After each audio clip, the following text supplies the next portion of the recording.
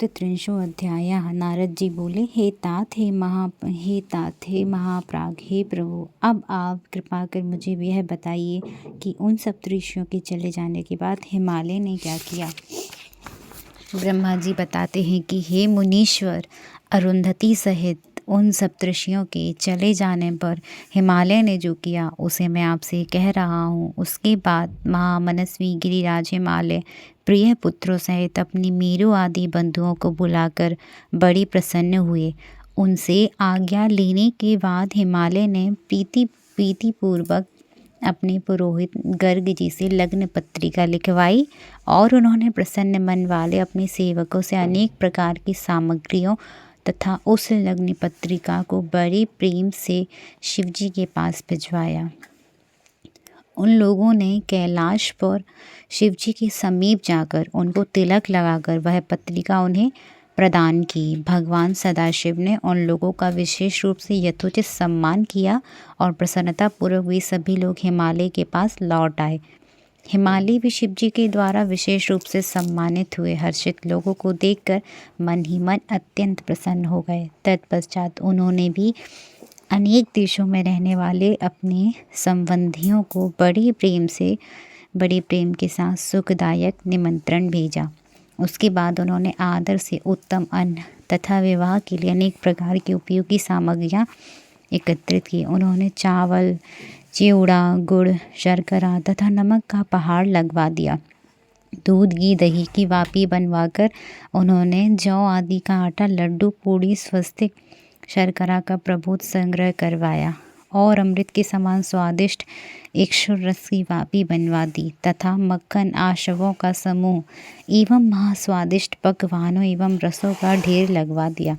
शिवजी के गणों तथा देवताओं के लिए हितकारक अनेक प्रकार के व्यंजन वस्तुएं तथा अग्नि से पवित्र किए अनेक प्रकार के बहुमूल्य वस्त्र, नाना प्रकार की मणियाँ, रत्न, सुवर्ण तथा चांदी, इन द्रव्यों को तथा अन्य वस्तुओं को विधि पूर्वक एकत्रित करके गिरिराज ने मंगलदायक दिन में मंगलाचार प्रारंभ किया। पर्वतों की स्त्रियां पार्वती का संस्कार करने लगीं।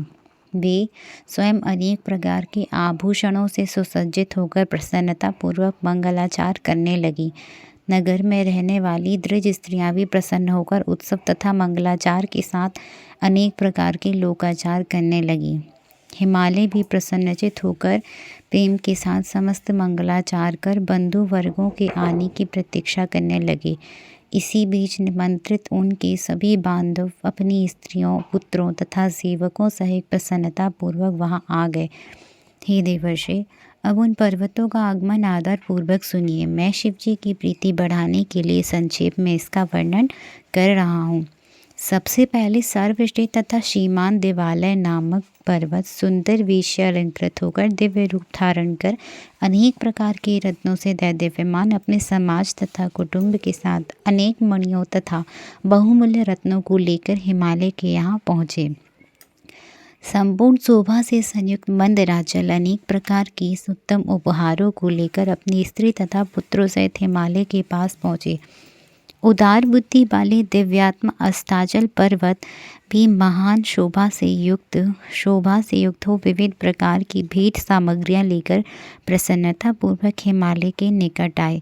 उसी प्रकार हर्षोल्लास से समन्वित उदयाचल भी सभी प्रकार की उत्तम रत्न तथा मणियों को लेकर अत्युत्तम परिवार के साथ आए। मलयाचल भी आदर पूर्वक अत्यंत दिव्य रचना से युक्त हो बहुत सी सेना तथा परिवार सहित हिमालय के यहाँ आए। हे तात, दरदर नामक पर्वत भी प्रसन्न हो अपनी पत्नी के साथ महान शोभा से युक्त होकर हिमालय के घर शीघ्र पहुँचे। निषद पर्वत भी प्रसन्नचित होकर अपने परिवारजनों के साथ हिमालय के घर आए। इसी प्रकार महाभाग्यवान गंधमादन पर्वत भी पुत्र तथा स्त्रियों के साथ प्रसन्नता से हिमालय के घर आए। महान ऐश्वर्य से समन्वित होकर करवीर तथा पर्वत श्रेष्ठ महेंद्र भी हिमालय के घर आए। अनेक प्रकार की शोभा से संपन्न पारियात्र भी प्रसन्नचित होकर अनेक घोड़ों पुत्रों स्त्रियों के साथ लेकर मणिरत्नों के खाने से युक्त हुए हिमालय के पास गए। गिरिशेष पर्वतराज क्रौंच अपनी सेना सेवकों को लेकर अपने पुत्र स्त्री तथा परिवार सहित प्रसन्न भेंट सामग्री से युक्त हो आदर पूर्वक हिमालय के घर गए। पुरुषोत्तम पर्वत भी अनेक समाज सहित बड़े आदर के साथ बहुत सी भेंट सामग्री हिमालय के पास गए। नील पर्वत भी अपनी स्त्री तथा पुत्र के साथ बहुत सा द्रव्य लेकर आनंदित होकर हिमालय के घर आए। त्रिकूट, चित्रकूट, वेंकट, श्रीगिरि, गोकामुख तथा नारद ये पर्वत भी हिमालय के घर आए। पर्वत श्रेष्ठ विंध्य भी अत्यंत प्रसन्नचित होकर अपने स्त्री पुत्रों सहित नाना प्रकार की संपत्ति से युक्त हिमालय के घर गए। महाशैल कालांजर अपने अनेक गढ़ों के साथ प्रसन्नता पूर्वक हिमालय के घर आए। कैलाश नामक महापर्वत भी बड़ी प्रसन्नता के साथ कृपा पूर्वक हिमालय के घर आए। वे सभी पर्वतों की आक्षेप अधिक शोभा संपन्न थे। हे नारद, इसी प्रकार अन्य द्वीपों में रहने वाले तथा पर्वतवर्ष भारतवर्ष में रहने वाले जो अन्य पर्वत थे वे सब हिमालय के घर आए। हे मुनि, हिमालय ने जिन पर्वतों को पहले ही प्रेम से आमंत्रित किया था वे सभी यह सोचकर कि यह शिवाशिव का विवाह है प्रसन्नता पूर्वक वहाँ आए। शिवाशिव का विवाह हो रहा है यह जानकर उस समय शौरभद्र आदि सभी नद अनेक शोभा से युक्त होकर बड़ी प्रसन्नता के साथ वहाँ आए। शिवाशिव का विवाह हो रहा है यह जानकर सभी नदियाँ दिव्य रूप धारण करके नाना भांति के अलंकारों से युक्त हो प्रेम पूर्वक वहाँ आई। शिवाशिव का विवाह हो रहा है यह जानकर गोदावरी, यमुना, ब्रह्मस्त्री तथा वेणिका हिमालय के पास आई। शिवाशिव का विवाह हो रहा है यह जानकर गंगा जी भी महाप्रसन्न हो दिव्य रूप धारण करके अनेक प्रकार के आभूषणों से सुसज्जित हो वहाँ आई। शिवाशिव का विवाह हो रहा है यह जानकर सरिताओं में श्रेष्ठ अत्यंत आनंद प्रदान करने वाली रुद्र की कन्या नर्मदा भी बड़ी प्रेम से शीघ्र वहाँ आ गई। उस समय हिमालय के यहाँ आए हुए उन सभी लोगों से वह दिव्य तथा सभी शोभा से युक्त पूरी भर गई। वह महोत्सव से युक्त हो गई। उसमें नाना प्रकार के केतु ध्वज एवं तोरण शोभित होने लगे। नाना प्रकार के वितानों से सूर्य का प्रकाश रुक गया और वह पूरी रंग बिरंगी रत्नों से छटों से पूर्ण हो गई। हिमालय ने भी प्रभुत आदर के साथ अत्यंत प्रेम पूर्वक उन स्त्रियों पुरुषों का यथोचित सम्मान किया। उन्होंने सभी लोगों को अलग अलग उत्तम स्थानों पर निवास प्रदान किया। अनेक प्रकार की सामग्रियों से उन्हें पूर्ण रूप से संतुष्ट किया।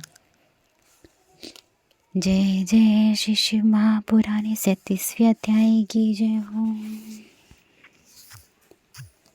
हर हर महादेव हर हर महादेव।